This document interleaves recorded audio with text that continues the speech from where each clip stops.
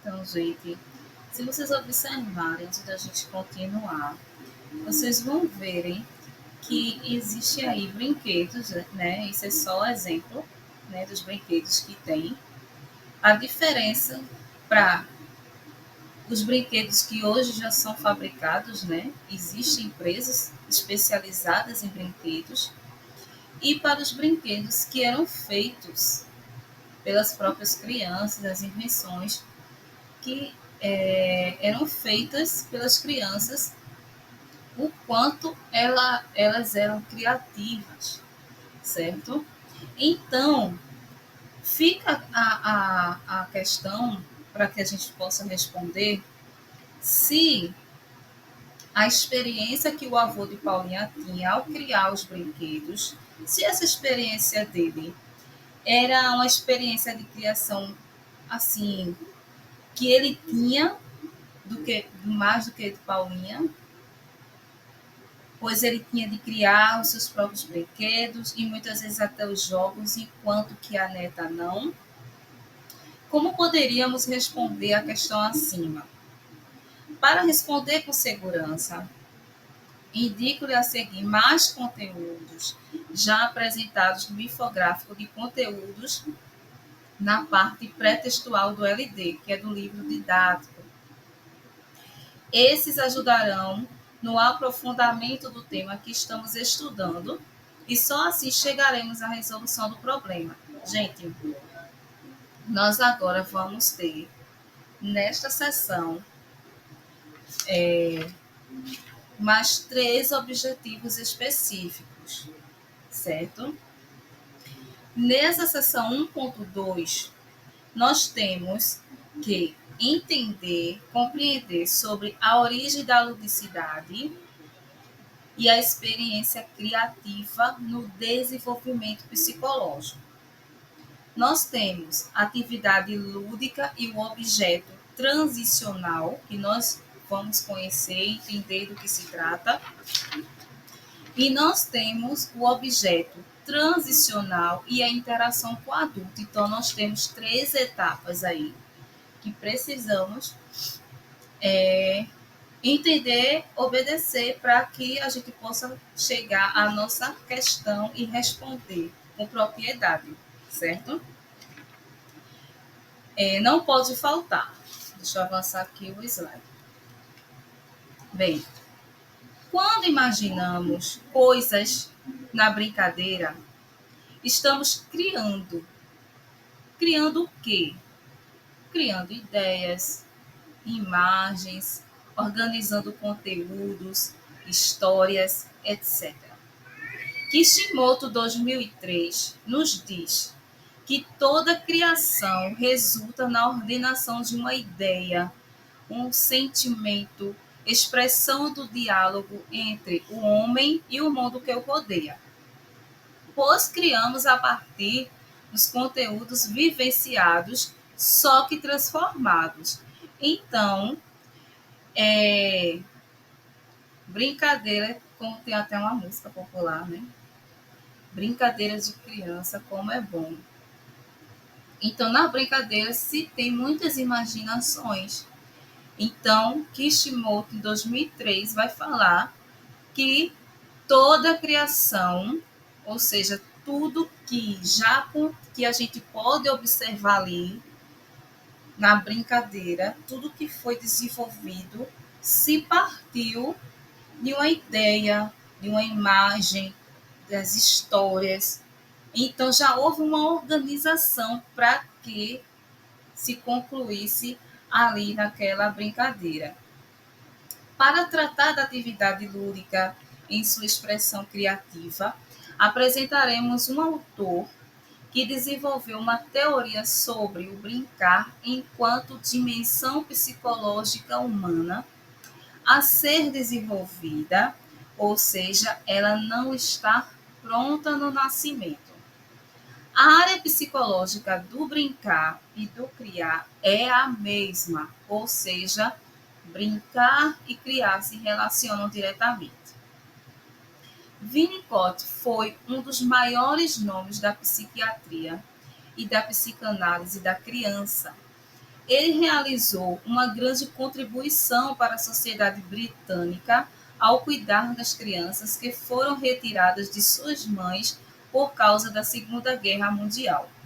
Ele percebeu que a única maneira de ajudar as crianças a lidar com tal sofrimento era brincando. Em sua obra, ele nos convida a brincar com o seu pensamento, ou seja, a criarmos durante a leitura, pois brincar para o autor implica num ato de criação.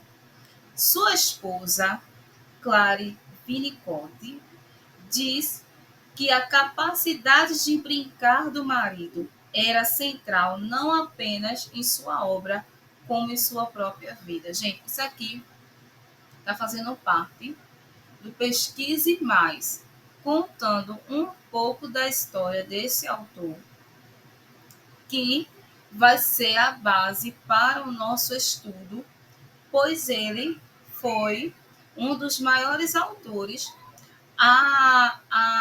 em questão da teoria sobre o brincar, que vai envolver a área psicológica. Por isso que lá no começo eu falei, gente, vamos atentar para a questão desse estudo que vai envolver a área psicológica, do desenvolvimento da criança, do processo criativo e da relação humana, certo? Também no Pesquise Mais, no livro, né, vai estar lá informando, onde nós iremos encontrar mais informações sobre a linda história desse autor e da sua teoria. E vai estar lá o link disponível para o acesso no YouTube. O autor que criou a teoria sobre o brincar é Donald Winnicott, pediatra, psicanalista. Ele construiu sua teoria observando crianças em situação lúdica e descobriu que o brincar é uma conduta infantil de comunicação da criança consigo mesma e com os outros. Assim, enquanto uma linguagem própria da criança indica saúde, família, saúde, facilita o crescimento e conduz a relacionamentos grupais. A criança que não consegue brincar, afirma Winnicott, 1989, já nos indica que algo não vai bem no seu desenvolvimento. O autor ainda considera que há nesta conduta infantil um potencial riquíssimo de atividade criativa da criança, que vai se desenvolvendo à medida que ela cresce e tem experiências espontâneas de criação através do brincar consigo mesmo e com o outro ser humano. Quando uma criança nasce, Winnicott explica que ela é um potencial em marcha. Aí ele vai explicar o que é uma criança em marcha, potencial em marcha. Essa criança, ela traz consigo aspectos biológicos importantes que lhe darão condições para o seu desenvolvimento como um todo, inclusive o desenvolvimento psicológico relacionado a condutas de brincar e de criar. Mas esse potencial deve ser exercitado. E daí podemos perguntar: como se coloca em exercício esse potencial para brincar e criar? Para Winnicott, o potencial criativo será ativado inicialmente através das interações do adulto com a criança. Mas essas interações só serão efetivas se aquele, ou seja, o adulto, que interagir com o bebê, der espaço para que ele, o bebê, também haja, só que agir de modo espontâneo, gerando assim uma relação de confiança. O autor ainda enfatiza que, em muitos casos, pode ser que o impulso para criar esteja em repouso, Mas, quando a palavra fazer ou agir pode ser utilizada com propriedade pela criança, já existe criatividade. Gente, pelo que eu entendi, certo? Na minha compreensão e lendo, ele está dizendo que toda criança ela nasce com potencial, mas esse potencial ele tem que ser, vamos dizer assim, ativado. Mas ativado como? É preciso que algo externo, que nesse caso é uma pessoa, que vai ativar esse potencial com a relação entre um adulto e uma criança. Porém, esse adulto precisa fazer com que esse bebê ele tenha espaço para poder se expressar e essa expressão ser espontânea. Então, eu interajo com a criança, eu interajo com o bebê, eu vou ser uma pessoa que vai ativar esse potencial dessa criatividade, porém eu preciso também interagir, mas eu tenho que dar espaço para que esse bebê ele possa se expressar, ele possa criar, ele possa se desenvolver. Então, embora vamos explicar, no caso, com exemplos, como se coloca em atividade o potencial para criar, originando assim uma experiência criativa. Então, vem mais uma pergunta para a gente.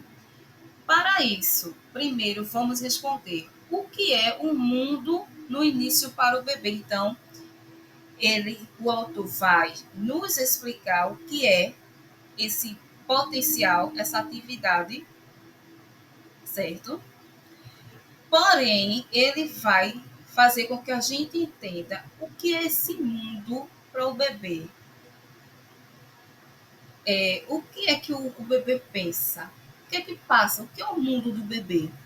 Para poder a gente entender esse potencial que o autor fala, o potencial para criar. Veja, ele vai dizer o seguinte, que embora ainda não tenha consciência, o mundo para o bebê é a sua realidade interna, ou seja, suas necessidades vivenciadas a partir de sensações, percepções, etc. O bebê percebe o mundo a partir do que ele sente, do que ele vê, ouve e mais. O bebê sente-se indiferenciado aos objetos, ou seja, para ele, o objeto, para ele e o objeto são a mesma coisa. Veja como é confuso o mundo para o bebê, certo? Para começar a colocar em atividade sua imaginação, ou seja, criar, o bebê precisará viver um momento de ilusão. Para isso, a princípio, a mãe ou o substituto, em seus cuidados básicos com o bebê, deve levá-lo a iludir-se, acreditando que as necessidades do mundo interno serão atendidas. Ou seja, as coisas aparecem exatamente no momento desejado, porque ele tem o poder de fazer isso. Por exemplo, a criança está com fome e procura por algo e encontra o seio ou a mamadeira. Sendo assim, ele criou o seio e a mamadeira. Ou seja, para que haja essa ilusão de que foi ele, o bebê, quem criou o que desejou, torna-se imprescindível que a mãe ou seu substituto mantenha a sensibilidade às necessidades da criança, sobretudo no começo, mais ou menos nos 6 primeiros meses. A partir disso, há uma progressão natural no sentido da criação por parte da criança, ou seja, gradativamente, a criança precisará menos do outro para criar. Entretanto, após esse período de dependência absoluta da criança em relação ao adulto, a mãe passa a ter outra função, que é a de, aos poucos, ir desiludindo o bebê, mostrando a ele gradativamente que existe uma realidade externa com outros objetos e que esses não são ele. Assim, não é ele quem cria o que deseja. Então, gente, aí o autor está dando o exemplo desse entendimento do que é o mundo para o bebê. O que é o mundo para o bebê? E aí ele vai explicando as experiências que o bebê passa, criando uma ilusão, certo? Ele fala aqui que é uma ilusão, né? Que o bebê, que foi ele, né? Quem criou o que desejou, veja que criou o que desejou, né? Tornando-se algo imprescindível para ele, que naquele momento a mãe atenda à sua vontade, certo?